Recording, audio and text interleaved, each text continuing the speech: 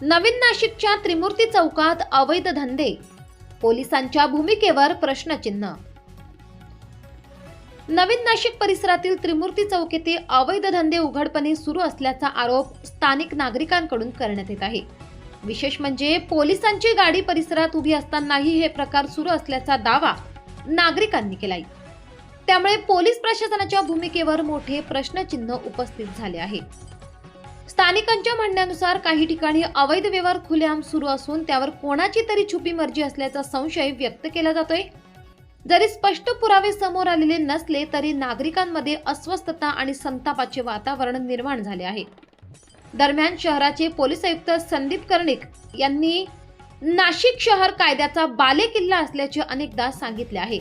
मात्र प्रत्यक्षात अशा घटना घडत असल्यास प्रशासनाची भूमिका काय, असा सवाल नागरिक उपस्थित करत आहेत।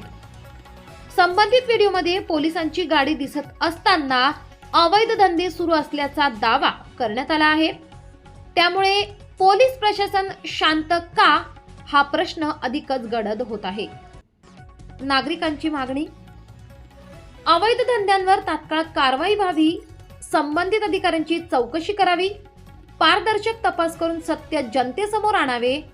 सध्या तरी पोलीस प्रशासनाकडून अधिकृत प्रतिक्रिया मिळालेली नाही, मात्र या प्रकरणाकडे वरिष्ठ अधिकाऱ्यांनी गांभीर्याने लक्ष देणे आवश्यक असल्याचे मत व्यक्त होत आहे।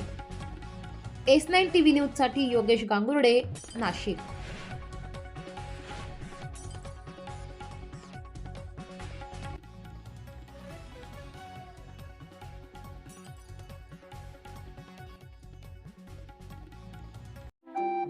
आपल्या चॅनलला नक्की सबस्क्राईब करा, बेल आयकॉन दाबायला विसरू नका।